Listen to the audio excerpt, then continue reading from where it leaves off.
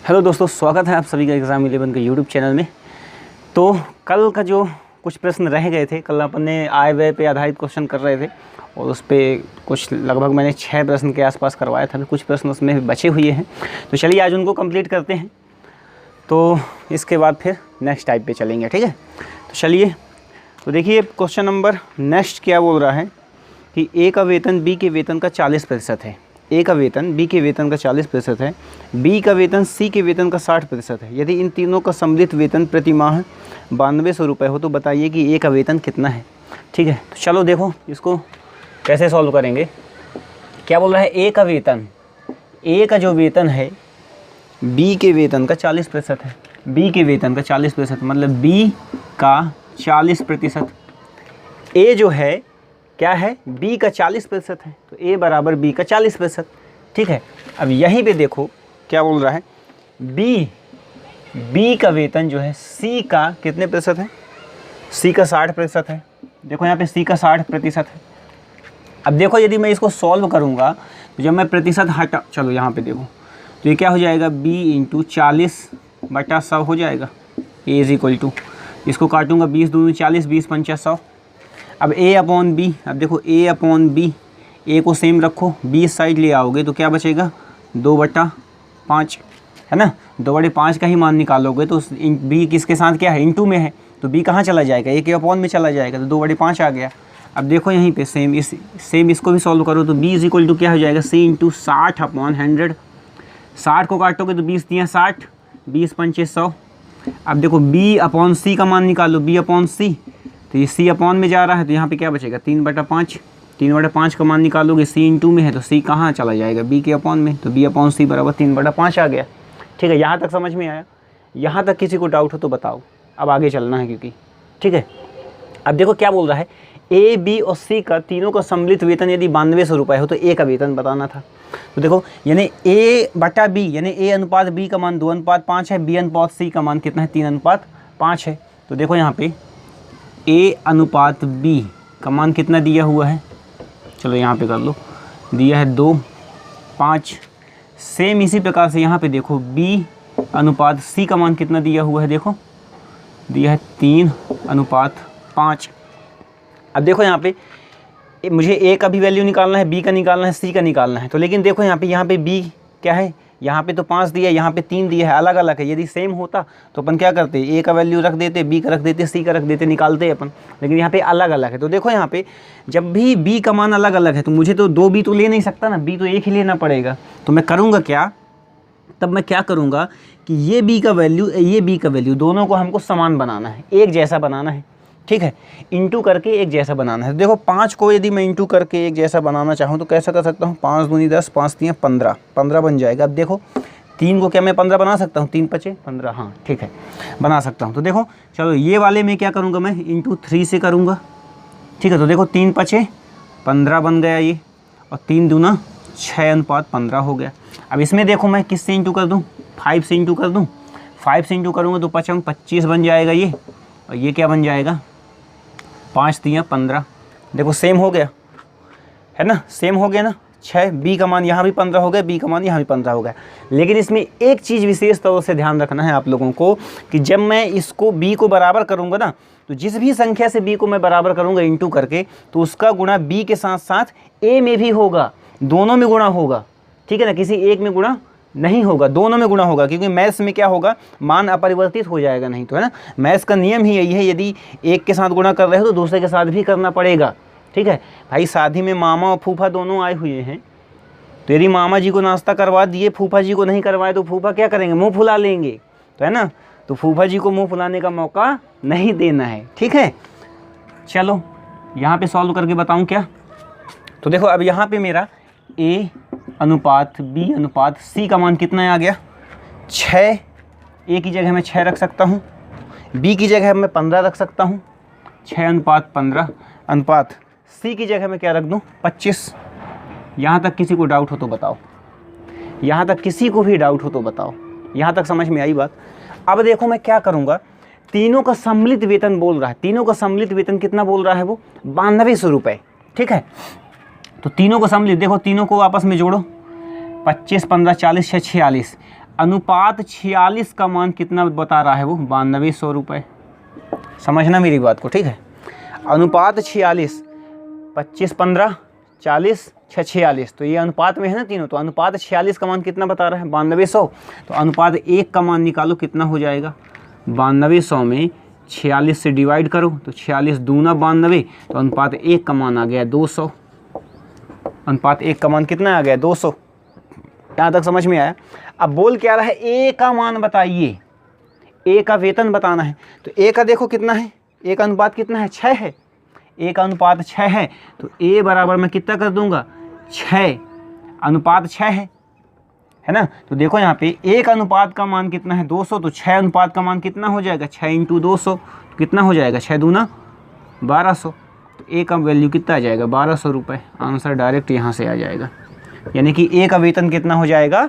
1200 रुपये हो जाएगा। ठीक है, समझ में आई बात? इसका स्क्रीनशॉट ले लीजिए। चलें अगले क्वेश्चन की ओर। तो देखो 8वां 9वां 10वां सेम है, कोई दिक्कत नहीं है, आप लोग कर लोगे। नेक्स्ट देखो 11 नंबर, ठीक है। नेक्स्ट क्वेश्चन देखो क्या बोल रहा है। एक संख्या में पहले 20% तथा पुनः 20% की वृद्धि की गई है। बढ़ी हुई संख्या को कितने प्रतिशत कम किया जाए ताकि यह प्रारंभिक संख्या के बराबर हो जाए? देखो 2 बार घटना घट गई, बात वही आ गई। एक संख्या को 20% वृद्धि की गई, फिर से 20% वृद्धि कर दी गई, यानी कौन सा फॉर्मूला लगेगा? जब 2 बार घटना घटे तो ए बी फॉर्मूला लगेगा। वो क्या कहता है? A B formula a + b + ab/100, यही बोलता है ना ए बी फॉर्मूला। बताओ ज़रा, तो रख दो मान भैया। 20% की वृद्धि हुई, 20 प्लस फिर से 20% की वृद्धि हुई, तो फिर से 20 रख दो भाई। हमारा क्या जाता है? 20 × 20 × 100। यहाँ तक समझ में आई किसी को? किसी को समझ में आया कि नहीं?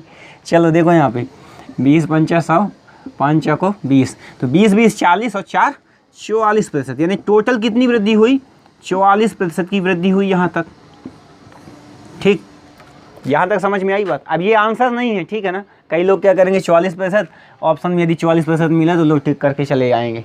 भैया क्वेश्चन अच्छे से पढ़ो, ये 44% टोटल आंसर नहीं होगा। क्यों? देखो क्वेश्चन क्या बोल रहा है कि वृद्धि की गई, बढ़ी हुई संख्या को कितने प्रतिशत कम किया जाए? तो बढ़ी हुई संख्या क्या हुई? 44% हुई ना। बढ़ी हुई संख्या को कितने प्रतिशत कम किया जाए ताकि यह प्रारंभिक संख्या के बराबर हो जाए, है ना? यही बोल रहा है ना। तो चलो 44% की वृद्धि हुई, अब इसको कितना कम किया जाए, यही पूछ रहा है। तो देखो इस तरीके का क्वेश्चन भी करवा चुका हूँ मैं, कि जब वृद्धि दिया हो और कमी पूछे, कमी दिया हो वृद्धि पूछे, तब कैसा करते हैं। अब देखो वृद्धि कितना दिया है? 44% की वृद्धि दिया है, तो मैं क्या करूँगा? देखो यहाँ पे 44 ऊपर लिखूँगा, बटे में क्या करूँगा? 100 से 44 घटा के लिख दूँगा, करूँगा ना ऐसे ही। सॉरी, वृद्धि है तो जोड़ के लिखूँगा, तो क्या करूँगा? 144 हो जाएगा। 100 में 44 जोड़ के लिख दिया, इंटू क्या कर दिया? 100। यहाँ तक समझ में आई सबको? किसी को डाउट हो तो बताओ। चलो इसको काट दो, 2 से काटोगे तो कितना? 22 दूना 44, 2 से काटोगे 2 सत्ते 14, 2 दूना 4। ठीक है, फिर से 2 से काट दें, 2 से काटोगे तो 36, फिर 2 से काटोगे 11, फिर 2 से काटो तो 18, फिर 2 से काटो तो 50, फिर 2 से काटो तो 9, फिर 2 से काटो तो 25।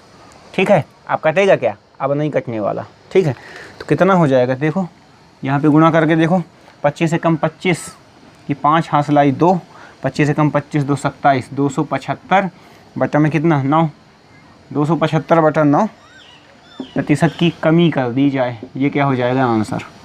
ठीक है, ये क्या हो जाएगा? आपका आंसर। ठीक है, समझ में आ गई बात? चलें नेक्स्ट क्वेश्चन की ओर। देखो जरा नेक्स्ट क्वेश्चन क्या बोल रहा है बेटा। किसी ड्रम में 250 लीटर तेल है, किसी ड्रम में 250 लीटर तेल है, 5% तेल टपक कर बाहर गिर जाता है, तो ड्रम में अब कितने प्रतिशत तेल शेष बचा?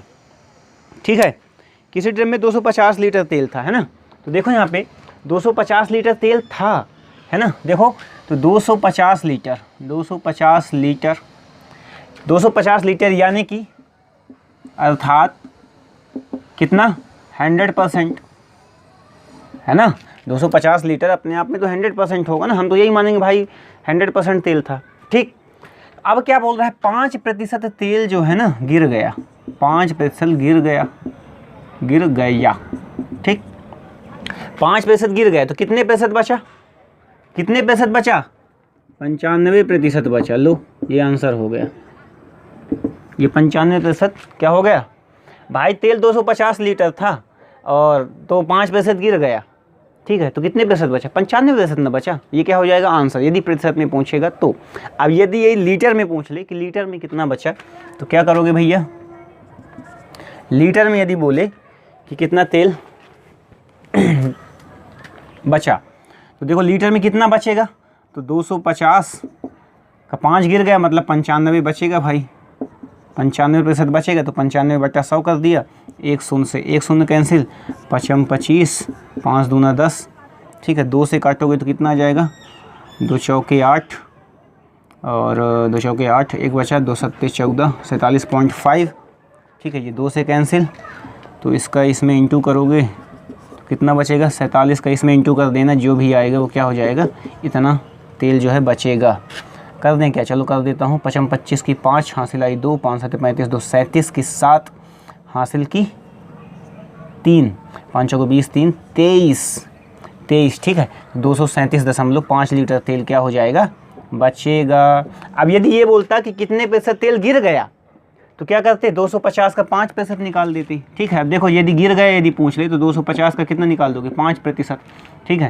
तो क्या करोगे, 5 एकम 5, 20 पंचे 100, ठीक है। ये से ये कैंसिल, 25 का आधा कितना हो जाएगा, 12.5, 12.5 लीटर, ठीक। इतना तेल क्या हो जाएगा, गिरेगा, ठीक। देखो प्रतिशत में पूछेगा तो कितना गिरेगा, 95% गिरेगा। और यदि लीटर में पूछ ले कितना बचेगा, तो 237.5 बचेगा। और यदि लीटर में पूछे कितना गिरेगा, तो है ना, कितना गिरा, तो 5% गिरा, तो 5% यानी 12.5 लीटर गिरा। ऐसे निकालना है, बहुत ईजी है, कुछ भी अलग करने की ज़रूरत नहीं है, ठीक है। नेक्स्ट क्वेश्चन क्या बोल रहा है भाई, देखो। एक पिंड 10 मीटर की ऊंचाई से गिरकर कठोर तल से उछलता है, संघात में इसकी ऊर्जा 20% कम हो जाती है, तो अब यह कितनी ऊंचाई तक उछलेगा। देखो एक पिंड जो है 10 मीटर बोल रहा है ना, कितना बोल रहा है, 10 मीटर, हाँ 10 मीटर की ऊंचाई से गिरता है। एक पिंड जो है 10 मीटर, कोई पिंड है भैया, देखो ये कोई पिंड है, ये पृथ्वी है, ये 10 मीटर की ऊंचाई से, ठीक है, 10 मीटर की ऊंचाई से क्या हुआ, गिरा, ठीक है। अब ये गिरेगा, जैसे मान लो बॉल है कोई, है ना, बॉल को यदि गिराओगे तो क्या होगा, गिरेगी, फिर थोड़ा ऊपर आएगी, अगली बार पता चला इतने गिरी, फिर अगली बार इतना गिरी, फिर अगली बार इतना गिरी, फिर गिरवाई ना करेगी, स्थिर हो जाएगी, है ना, ऐसा होता है ना। तो देखो वो यही बोल रहा है कि एक पिंड को यदि 10 मीटर की ऊंचाई से गिराया जाए, तो उसकी ऊर्जा जो है 20% कम हो जाती है अगली बार जब उछलेगा तब। तो अगली बार वही पूछ रहा है कि 20% कम हो जाती है, तो कितने मीटर उछलेगा। अब ये तो पहली बार में 10 मीटर उछला, तो अगली बार में कितने मीटर उछलेगा, वो यही बोल रहा है। तो देखो यहाँ पे 10 मीटर क्या है, उछलता है वो पहली, है ना, 10 मीटर वो पहली बार में उछलता है। अब जब अगली बार उछलेगा तो क्या होगा, 20। अब पहली बार जब उछला तो भैया ये अपनी 100% ऊर्जा के साथ उछला, है ना। अब जब अगली बार उछलेगा तो क्या होगा, 20% की ऊर्जा का ह्रास हो जाएगा, ठीक। तो 20% कम हो जाएगा, यानी कि कितना, 80% के साथ उछलेगा वो, अपनी स्टेमिना का 80%, 100% ना लगा के, अब कितना लगाएगा, 80% लगा के उछलेगा। तो देखो यहाँ पे क्या हो जाएगा, 10 गुणते 80/100% है, तो बदल दो प्रतिशत को, 10 दाहम 100, 10 अट्ठे 80, कितना, 8 मीटर, यानी अगली बार कितना उछलेगा वो, 8 मीटर उछलेगा, ठीक है। स्क्रीनशॉट ले लो इसका।